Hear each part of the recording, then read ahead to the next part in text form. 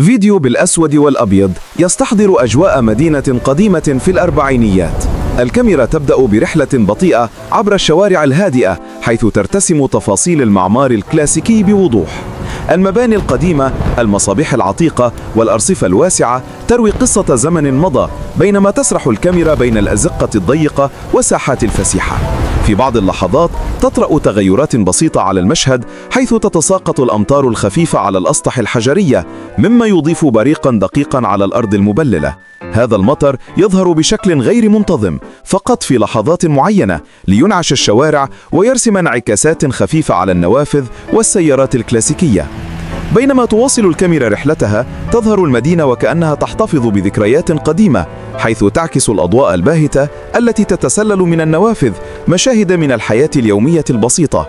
في بعض اللقطات يلاحظ كيف تتناثر القطرات على الأسطح المعدنية للمباني، أو كيف تترك الأمطار أثاراً على الأرض، بينما تظل باقي اللقطات جافة تعكس هدوء المدينة مع تباين بين الأجواء الممطرة والمشمسة في مشاهد متقلبة.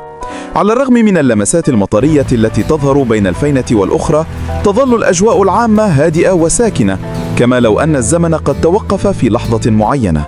الكاميرا تواصل سيرها عبر الزوايا المختلفة للمدينة مع التركيز على التراكيب المعمارية والأضواء التي تنبعث من المصابيح القديمة، وتنتقل بين الشوارع الرئيسية والممرات الجانبية لتظهر تنوع المشهد في سكونه. المشاهد الممطرة تظهر فقط لتضيف نغمة هادئة تتخلل الفيديو بشكل تدريجي، بينما تظل المدينة في صمتها الجميل، وتنتقل الكاميرا بين الأجواء المختلفة بسلاسة، مما يمنح الفيديو طابعاً سينمائياً راقياً يعكس الحياة البطيئة لتلك الحقبة الزمنية.